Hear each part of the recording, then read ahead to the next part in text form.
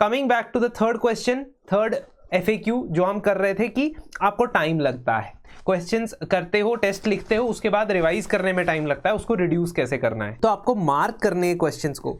Type 1 question वो mark करोगे जो आप फर्स्ट गो में कर रहे हो।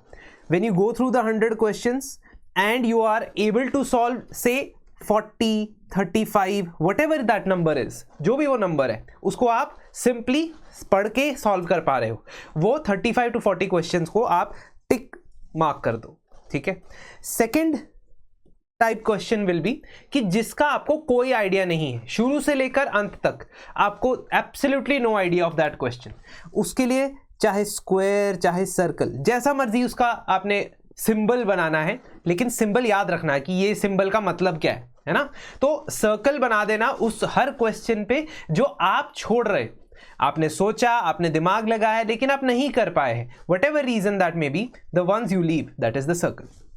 थर्ड टाइप ऑफ क्वेश्चन जो आप अटेम्प्ट करेंगे वो होगा गलत, मतलब आपने क्वेश्चन अटेम्प्ट कर दिया है ना, और that has been, you thought it was correct, आपको लगा कि वो करेक्ट है लेकिन वो गलत हो गया। अब उसका जो सिंबल है वो तो यही होगा,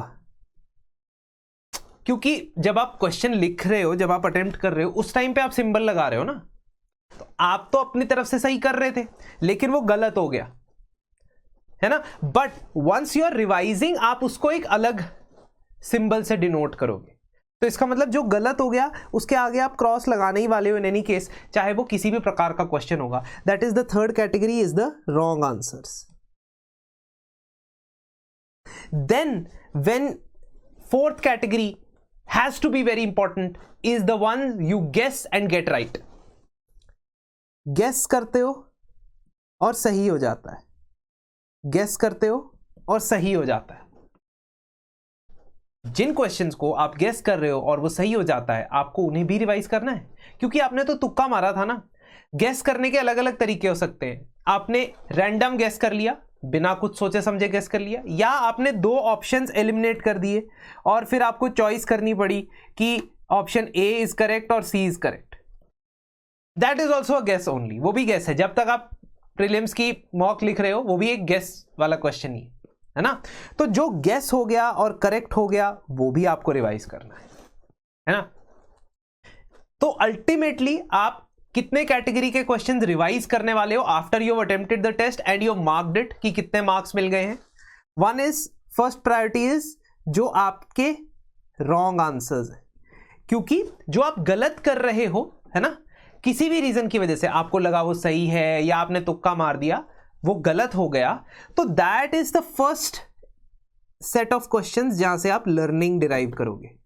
क्योंकि जब हम कुछ गलत करते हैं, गलती करते हैं, वो हमें सबसे ज्यादा याद रहती है।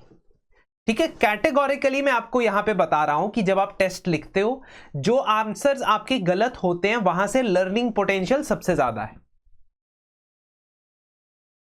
सबसे ज्यादा लर्निंग पोटेंशियल है जो आपके आंसर्स गलत होते हैं वहां से। तो इसलिए फर्स्ट सेट ऑफ क्वेश्चंस, मान लीजिए आप 100 में से 50 क्वेश्चंस आपके सही हो गए है ना, 40 क्वेश्चंस आपके गलत हो गए और 10 क्वेश्चन आपने छोड़े थे। इमेजिन तो पहले first attack will be on 40 wrong questions. Why? Because 40 wrong questions will give you 40 new learnings. आपको कोई नई चीज पता चलेगी या आपको अपनी पढ़ाई में कोई शॉर्टकमिंग नजर आ जाएगी कि मैंने ये सोचा था और ये हो गया है ना। अब इस 40 में से 10-12 ऐसे भी हो सकते हैं जो आपको पता थे लेकिन लिखते टाइम गलत कर दिए, कि मुझे पता तो था लेकिन मैंने ऑप्शन गलत टिक कर दिया है ना। बट ओवरऑल आप 40 क्वेश्चन गलत करते हो तो स्टार्ट यहीं से करोगे। सेकंड सेट विल बी जो आपने बिल्कुल छोड़ दिया था, कंप्लीटली लेफ्ट। ठीक है, चाहे वो 10 हो, चाहे वो 15 हो, चाहे वो 20 हो, 25 हो, जो आपने कंप्लीटली छोड़ दिया था। अब मैं रिवाइज कैसे करना है ये भी बताऊंगा। ठीक है, एंड आखिर में जो क्वेश्चंस आपने गेस किए थे और सही हो गए थे, you guessed and they turned out to be correct. These are the 3 category of questions that you have to revise. That category of questions जो आपने अटेम्प्ट किए थे कॉन्फिडेंटली और आपके सही हो गए थे, उस पर तो टाइम वेस्ट करने का कोई फायदा नहीं। अब ये 30 क्वेश्चन हो सकते हैं, 35 हो सकते हैं, 40 हो सकते हैं, वट एवर। ठीक है, absolutely no need to revise that, छोड़ दो उसको। ठीक है, वो बर्डन हट गया है। अब मान लीजिए ये टोटल मिला के रॉन्ग क्वेश्चन जो छोड़ दिए हैं और क्वेश्चन जो गेस किए हैं और सही हो गए, अगर ये कुल मिला के आपके 50 क्वेश्चंस हैं या 60 क्वेश्चंस हैं, this is the pool of questions that you have to revise. अब रिवाइज कैसे करना है? पॉइंट नंबर 1 इज, रिवाइज करते टाइम आपने उस पर्टिकुलर टॉपिक के ऊपर एडिशनल पढ़ाई नहीं करनी। While you're revising that particular test, you don't have to read anything apart from the solution that has been given along with that. जो आपका मॉक टेस्ट का सोल्यूशन दिया हुआ है उसके बियॉन्ड आपको नहीं पढ़ना है। For the simple reason is कि अगर आप उसके बियॉन्ड पढ़ने जाते हो, आप इंटरनेट खोलोगे, आप इंटरनेट चलाओगे तो अपने आप आपका फोकस हो गया खत्म, dilute. Your focus has already been diluted once you open another front, that is the internet. आपके सामने आपके मॉडल आंसर कह रहा हूं, सॉल्यूशंस होने चाहिए और आपका कंटेंट होना चाहिए, दैट्स इट। और इसी के बेसिस पे आप रिवीजन करोगे। आपने कुछ भी नहीं ऐसा करना है कि आप उस टॉपिक को पूरी तरह पढ़ने लग जाओ। से फॉर एग्जांपल, आपने कोई क्वेश्चन छोड़ दिया था, you left a question because you had absolutely no clue about it, ठीक है। चाहे वो पोलर वोर्टेक्स हो, चाहे वो कोई इंटरनेशनल ऑर्गेनाइजेशन हो, चाहे वो कोई इंडेक्स रैंकिंग रिपोर्ट हो, आपने वो छोड़ दिया और आप नहीं कर पाए। आपको जितनी इंफॉर्मेशन उस मॉडल सोल्यूशन में दी गई है उतनी ही अभी आपने पढ़नी। नथिंग ऑन योर अकॉर्ड, अपने आप से कुछ नहीं करना है at that present moment of time, because that will lead to extension of the time और इससे फ्रस्ट्रेशन बढ़ेगी। देखो, जितनी जल्दी चीज हो जाती है अचीव, उतना ज्यादा आपको सेटिस्फैक्शन लेवल मिलता है। ये ह्यूमन नेचर है। तो आप वैसे ही मैराथन लड़ रहे हो ना, यूपीएससी की तैयारी कर रहे हो तो 15 महीने 18 महीने का मैराथन है। उसमें भी आप छोटे छोटे काम को अगर जितना लंबा खींचोगे वो प्रॉब्लमैटिक तैयार हो जाएगी और आप फ्रस्ट्रेट हो जाओगे, आप सोचोगे टेस्ट देने का फायदा ही नहीं। इसीलिए ताकि आप एक ऑप्टिमम नंबर ऑफ टेस्ट दे सको, आपने सिर्फ और सिर्फ उस मॉडल आंसर के सोल्यूशन को पढ़ना है। तीसरी चीज, जो तीसरा टाइप का क्वेश्चन जो आपने गेस किया था और आपका सही हो गया था, वो भी एक तरीके से देख लेना है, क्योंकि यू वर ऑलमोस्ट देयर, आप ऑलमोस्ट थे आंसर पे, लेकिन आपको एक या दो ऑप्शन में से नहीं समझ आ रहा था कौन सा है, ठीक है। तो इसमें सबसे कम टाइम लगेगा, इसमें भी कम टाइम लगेगा, सबसे ज्यादा टाइम लगेगा इस वाले में जो आपने छोड़ दिए थे, जो आपने लीव कर दिए थे, उसमें सबसे ज्यादा टाइम लगेगा, क्योंकि या तो आपको बिल्कुल नहीं आता था या आप 2 ऑप्शन तक भी नहीं ले जा पाए उसको। That is why this will take the maximum amount of time. Now have you gone through the entire thing? Give yourself a target of maximum 90 minutes. अपने आप को टाइम रखो कि मैंने ये टाइमर लगा दिया है 90 मिनट का। मैं टेस्ट जैसे अटेम्प्ट करता हूं ना, वैसे ही टेस्ट रिवाइज भी मैं 90 मिनट में करूंगा या करूंगी। जब तक आप अपने ऊपर टाइम का प्रेशर नहीं डालोगे, आप आराम से खींच के उसको 5-6 घंटे कर दोगे। और अगर आप उसे 5-6 घंटे कर रहे हो तो आपका उस टेस्ट को कंप्लीटली रिवाइज करने का जो टाइम है वो कॉस्ट बेनिफिट्स के बियॉन्ड चला जाएगा। कॉस्ट बेनिफिट यही कहता है कि आप ज्यादा से ज्यादा 2 घंटे लगाओ एक टेस्ट को रिवाइज करने में, उसके बियॉन्ड नहीं। अगली बार जब आप उस टेस्ट को देखोगे, because when you will be revising, you will also be revising the test that you have given. This is crucial, this is essential, because whatever tests you are giving, you have to add that as an element of your learning resource. आपको learning resource की तरह उस test का इस्तेमाल करना है। That is why I say that whenever you are revising, please आप इस priority order में करें, जो गलत हो गए, जो छोड़ दिए और जो guess करके सही हो गए। अपने आप को 90 मिनट्स का टाइम दे कि 90 मिनट्स में ही मैंने ये टेस्ट रिवाइज करना है, क्योंकि मेरे पास बाकी भी काम होंगे ना दिन में। मैं अगर 90 डेज तक रिवीजन शेड्यूल कर रहा हूं तो मैं एक दिन में एक टेस्ट रिवीजन को थोड़ी ना सारा का सारा टाइम दूंगा, ठीक है। Aditi Singh, some institutes post video solution, they are more beneficial than revising on own. Of course, जैसा कि मैंने आपको बताया कि आपकी रिवीजन स्ट्रैटेजी अपने से अलग हो सकती है, आपको कोई और चीज, मोड ऑफ प्रिपरेशन कंफर्टेबल लग सकता है, each their own. But what is the benefit of this? जब तक आप प्राइमरी चीज नहीं करते हो, जब तक आप प्राइमरी नोट्स नहीं बनाते हो, जब तक आप प्राइमरीली अपने टेस्ट को रिवाइज खुद से नहीं करते हो, तब तक आपका अटैचमेंट टू द कंटेंट नहीं बनेगा। मैं चाहे आपको जितना मर्जी समझा दूं चीजें यहां पे, ultimately what we need to become successful in this examination is attachment to the content that we have. How closely connected are we are with the material that we are reading. Once you only focus on videos, the problem is that this may help you set course for the prelims examination, but जब mains में खाली sheet पे लिखने का time आएगा तो video में कही गई बातों से 150-250 शब्द नहीं भरेंगे। ये आदत अभी से इनकलकेट करोगे तो मेंस में भी बेनिफिट करेगा। And that is why I said कि ये एक ऐसा एग्जाम है जिसमें हम हार्ड वर्क से नहीं कतरा सकते हैं टाइम, जब तक ये ऑनलाइन नहीं हो जाता है। एक बार ये ऑनलाइन हो जाए फिर उसके बाद ये स्मार्ट स्टडीज और ये सब चलता है। लेकिन आपको ये पता है कि जब आप मेंस लिख रहे हो तो आपको 6 घंटे बैठ के 40 क्वेश्चन के आंसर लिखने हैं। ये लेबर होता है, लेबर। इसके लिए तैयार अगर पहले से नहीं होगे तो मेंस में कल्चरल शॉक लग जाएगा कि आप स्मार्ट तो हो लेकिन आप 40 आंसर नहीं लिख पा रहे हो 6 घंटे में। ठीक है, अब जब इनका मोड ऑनलाइन हो जाएगा पेपर लेने का, तब आप सारी स्मार्टनेस वहां जो है आपकी इनकलकेट हो जाएगी। लेकिन यहां पे हमें साथ के साथ हार्डवर्क को भी 50% लेके चलना होता है। ठीक है, now last thing that you have to do is, which I used to do and which benefited me a lot, is make a separate small notebook of test learnings. Now you will say यार ये सब कौन करेगा, मैं test से ही revise कर लूंगा या कर लूंगी पूरा का पूरा। लेकिन आप पूरा टेस्ट नहीं रिवाइज करोगे, खासतौर पे एंड में जाके जब 10 दिन 15 दिन 20 दिन बचे हो। आपके पास एक रेडीमेड कंटेंट होना चाहिए जो थोड़े से पेजेस का हो। तो आपके पास ऑलरेडी नोट्स हैं, आपके पास ऑलरेडी रेफरेंस बुक है। अब ये तीसरी चीज क्या बोल रहा हूं मैं, test learnings. Test learnings are just one single pointers, bullet points, single bullet points कि जो मेरे क्वेश्चन गलत हुए और जो मैंने क्वेश्चन छोड़ दिए उसमें से मैंने क्या सीखा। Now test learnings can go in a separate copy और they can go in the form of excel sheets, but that depends कि कौन सा टाइप का क्वेश्चन है। एक्सेल शीट्स मैं बताऊंगा आगे क्या होती है और किन चीजों की एक्सेल शीट्स आपको बनानी चाहिए, रिगार्डलेस ऑफ आपके पास मटेरियल है या नहीं है। क्योंकि याद रखने का एक ही तरीका होता है, मैं मटेरियल को उठाऊं, उसको लिखूं और उसको पढ़ूं। That is the best way to revising और रिमेंबरिंग कंटेंट। जितना मुझे पैसिवली कंटेंट पढ़ने की सुनने की आदत हो जाएगी, उतना मैं उसको रिप्रोड्यूस नहीं कर पाऊंगा in the mains examination. Ultimately मेरा ऑब्जेक्टिव है आप लोग मेंस एग्जामिनेशन के लिए भी तैयार हो, क्योंकि प्रीलिम्स क्लियर करने वाले 14,000 12,000 10,000 के लोगों में लिस्ट में आने से कुछ पहाड़ नहीं टूटने वाला है।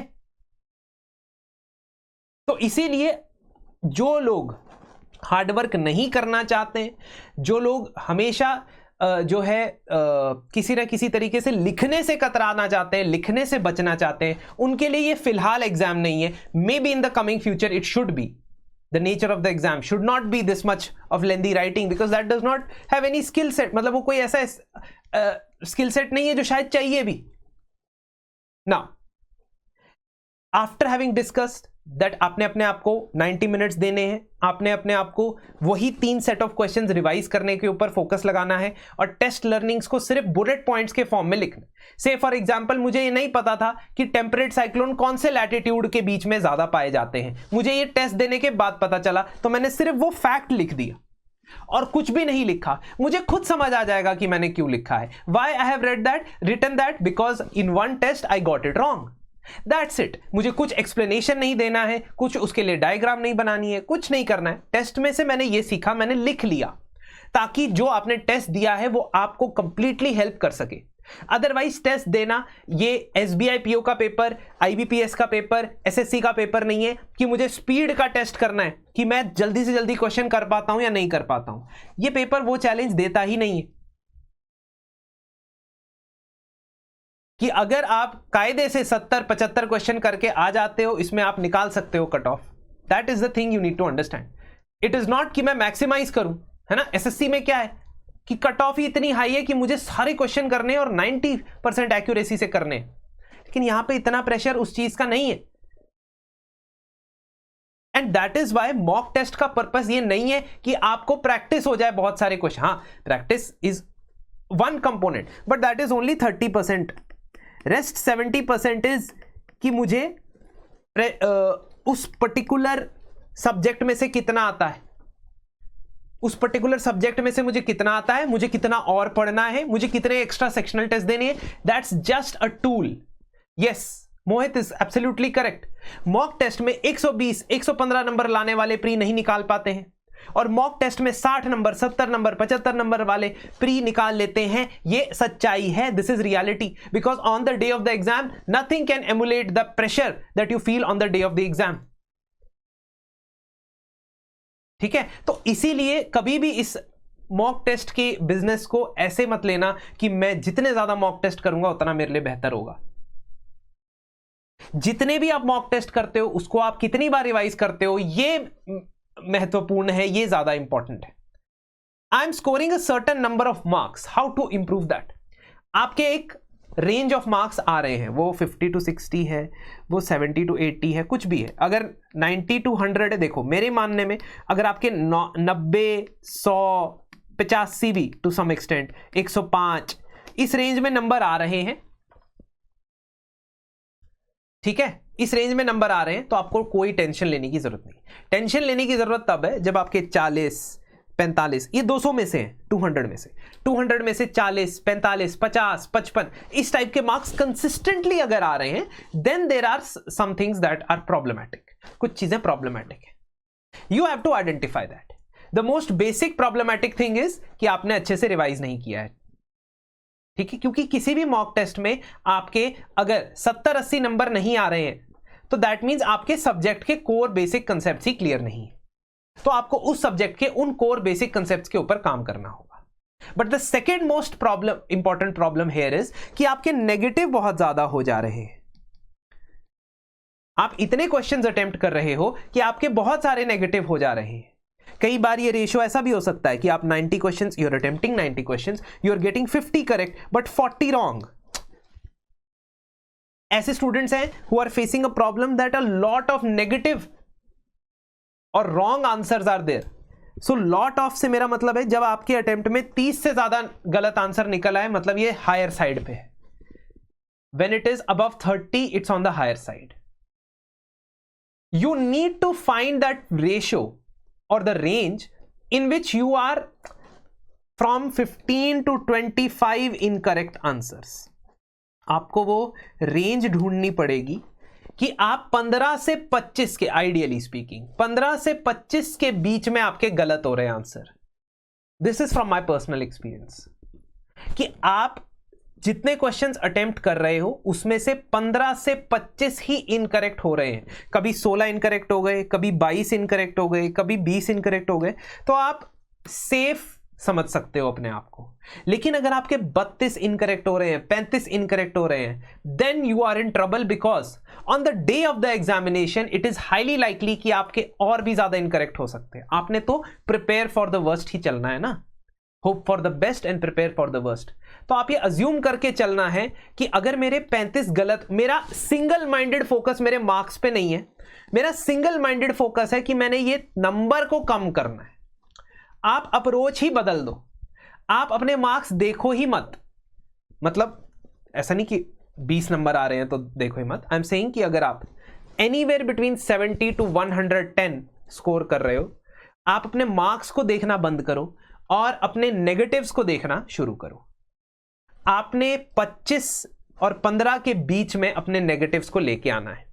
और जब मैं इमेजिन कर रहा हूं कि मैं 15 से 25 लेके आ रहा हूं, तो मेरे नंबर ऑफ क्वेश्चंस अटेम्प्ट करने की रेंज भी सेट हो रही है एक तरीके से, क्योंकि आई एम थिंकिंग कि मैं 75 to 85 क्वेश्चंस कर रहा हूं। Now everyone has their own range. कुछ लोग 70 से 80 क्वेश्चंस करते हैं, कुछ 85 प्लस ही करते हैं, चाहे दुनिया में कुछ भी इधर से उधर हो जाए। कुछ मेरे जान पहचान के स्टूडेंट्स, कैंडिडेट्स 90 से ज्यादा करते हैं अक्सर अटेम्प्ट, क्योंकि उन्होंने वो सेट कर लिया है रेंज कि इस रेंज में अगर मैं करता हूं तो मेरे 15 से 25 गलत होते हैं। 25 इज द अपर लिमिट और 15 इज द लोअर लिमिट। मतलब इनफैक्ट अगर आपके 10 गलत हो रहे हैं फिर तो आप और भी कम अटेम्प्ट कर सकते हो। I hope you understand the gist. मैं कहना क्या चाहता हूं, मैं कहना ये चाहता हूं कि आपको अपनी अप्रोच में सिर्फ एक बात का ध्यान रखना है कि मेरे नेगेटिव कम होने चाहिए। This is a what you can say conservative strategy. Many people believe in attacking. जैसे क्रिकेट अगर आप देखते हो तो क्रिकेट में मैच खेलने के अलग अलग तरीके होते हैं। एक तरीका होता है कि आप अपने आप को कंसोलिडेट करते हो, सिक्योर करते हो और एंड में जाके बहुत सारे रन बनाते हो। एक तरीका होता है कि आप आते ही जो है छक्के चौके मारना शुरू कर दो। एक तरीका यह भी है कि हमेशा 100 अटेम्प्ट करो। एक स्कूल ऑफ थॉट है, एग्जिस्ट करता है दुनिया में कैंडिडेट्स के बीच में, और कई बार वो एग्जाम क्लियर कर भी देते हैं। बट वहां प्रॉब्लम यह है कि अनिश्चितताएं बहुत ज्यादा हैं, अनसर्टेनिटीज बहुत ज्यादा है। आप 95 के अबव हमेशा अटेम्प्ट कर रहे हो, आपने अपने माइंड में एक माइंडसेट बना के चल दिया है, लेकिन आप पेपर को रिस्पॉन्ड नहीं कर रहे हो। This is exactly the problem faced by England cricket team. England cricket team ने एक टेम्पलेट बना लिया है कि मैं जब भी जाऊंगा छक्के मारने ही जाऊंगा, या West Indies cricket team for that matter. तो हर मैच में चलना ये नामुमकिन के बराबर है। It works in some matches, it won't work. अब क्या आप अपनी स्ट्रैटेजी ऐसी बनाना चाहते हो कि मैं हमेशा 95 क्वेश्चन ही करता रह जाऊंगा, है ना? और ये स्ट्रैटेजी उन पेपर में आपको डरावनी लग सकती है जब आपके सामने 2023 जैसा पेपर आ जाए। आई थिंक मोहित कुमार जैन यही बता रहे हैं कि 2023 जैसा अगर पेपर आ जाए जहां पे तुक्के मारने का मतलब है कि अंधा तुक्का मारना, because you do not know the answer until you know all the options. उन्होंने ऑप्शंस ऐसे क्रिएट किए हैं, और क्या पता 25 में भी कर दे, कि आपको जब तक सभी स्टेटमेंट नहीं पता है आप आंसर तक ही नहीं पहुंच सकते हो।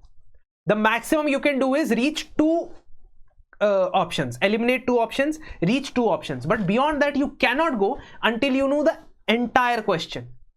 उस पर्टिकुलर पेपर में अब आपको अटेम्प्ट कम करने थे, लेकिन वहां पे भी बच्चे 90-95 करके आ गए, और वहां पे जो आपका गेस एक एजुकेटेड गेस होता था वो एक ब्लाइंड गेस में कन्वर्ट हो गया, एंड दैट इज वाई वहां पे लोगों के नेगेटिव मार्क्स ज्यादा आए। इसका मतलब है कि आपका entire focus during the entire preparation has to be कि मैं नेगेटिव कम करूं। नेगेटिव कम करने का सबसे आसान तरीका क्या है? What is the easiest way to reduce your negative marking? Attempt less number of questions. जो आप अभी कर रहे हो उससे 5 क्वेश्चन कम अटेम्प्ट करो, मतलब जो आप गेस कर रहे हो थे, ठीक है, जो आप एलिमिनेट करके 2 ऑप्शन में से 1 निकाल रहे थे, उन नंबर ऑफ क्वेश्चंस को रिड्यूस करो पहले by 5, so that at least you get the confidence कि मेरे जितने नेगेटिव हो रहे थे उससे मैं नीचे आ गया हूं। एक बेस लाइन पे आओ, और उसके बाद try to increase that the number of attempts. Meanwhile जो आपको पता लग रहा है कि ये वाले सब्जेक्ट में ये वाले कॉन्सेप्ट्स मैंने किए नहीं है अच्छे से, उनको रिवीजन डंप में डालो कि रिवाइज करना।